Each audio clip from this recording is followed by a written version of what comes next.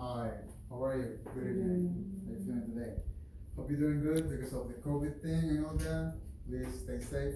So my name is Nelson Diaz. I'm gonna talk about 13th Amendment today, and it's gonna be a little speech for you.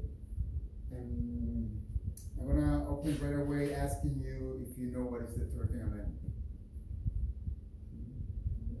Okay. Okay, so while the 13th Amendment may have officially been abolished in the United States, there is still a loophole in the system. So I got another question. Do you know what a loophole is? No? No. Okay. So before I answer that, I'm gonna let you know that I have conducted an extensive research, drawing my information from the Constitution of the United States, from the American ProQuest, Cornell Law School, the Atlantic, and the American Civil Liberty Unions.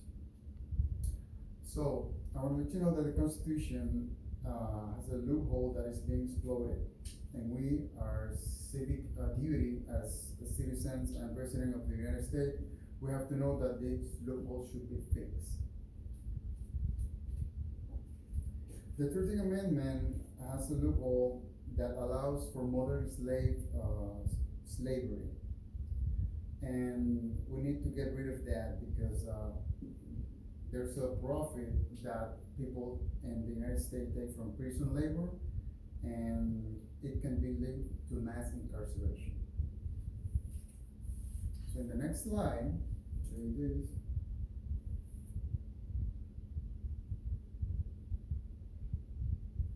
I'm going to talk about the 13th Amendment.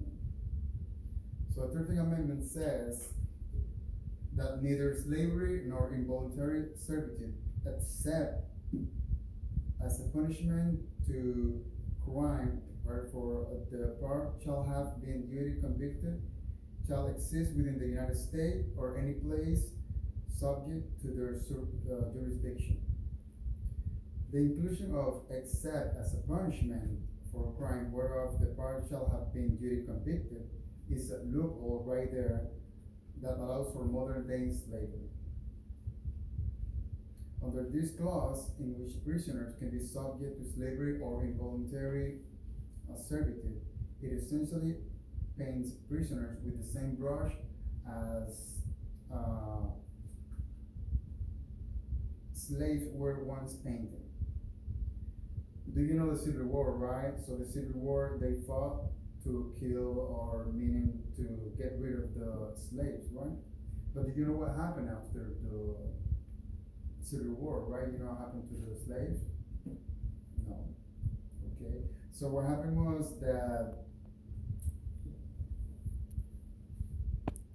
according to Netflix, we can see in this picture that according to Netflix, following the Civil War, the slaves were officially free, right? They can go and do whatever they want.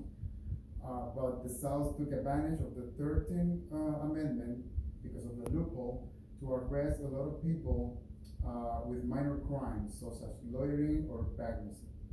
In this picture, you can see that there's four guys that they're dressed in the uniform jail, and you can see that, I don't know if you can see, but here is right in the middle there, you can see the chain that they have against within their waist. In essence, we have the Bill of Rights, which says that we have our rights and all that. But when you're in jail, you pretty much, as a prisoner, you lose that. So I'm gonna see the next slide, please. The prison labor can be equated to modern day slavery, where prisoners are essentially slaves under the 10th Amendment and can legally be uncompensated or paid really, really low for full-time work. So people who are in jail, they gotta work and they make like cents per hour. According to the Atlantic, at Angola prison in Louisiana, inmates who were clearly by the prison doctor could be forced to work under threat of punishment, severe solitary confinement, and include loss of earned good time and revocation of family visitation.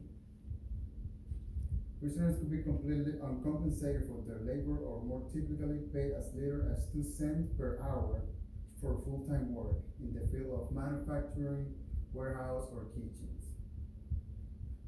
Moving to the next slide. Prison labor has expanded to allow the nation to make large profits from incredible cheap labor off of mining, agriculture, manufacturing, from making military weapons, and a sewing garment for Victoria's Secret. Major corporations such as Walmart, Starbucks, Sprint, Verizon, Victoria's Secret, as I mentioned, JCPenney, Kmart, and American Airlines all benefit from prison labor.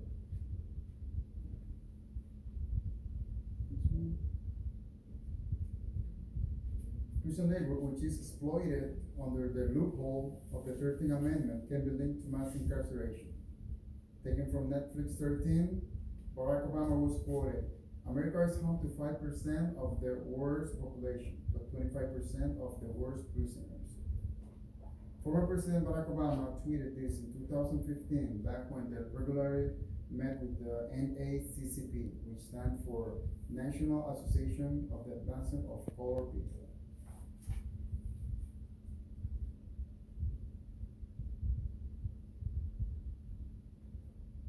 To quote Henry Louis Gates Jr.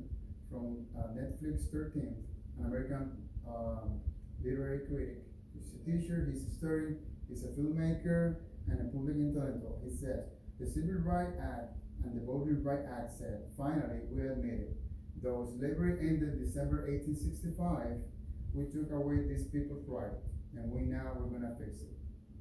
So we had our government pass the Civil Rights and act at the Voting Rights Act. That acted a bit like a bandage that you could put over a gang cut. Is the bandage gonna do anything? No. It helps a little bit, but it's not gonna fix enough to actually cover the entire cut. The prison population was largely flat throughout most of the 20th century, until the 1970s, which created the term mass incarceration.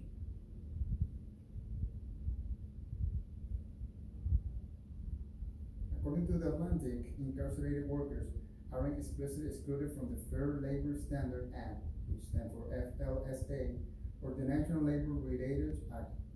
But in case where prison employees were sued to enforce minimum wages law, or the FLSA, it was ruled out that the relationship between the penitentiary and inmate worker is economic, so incarcerated workers aren't protected under those statutes.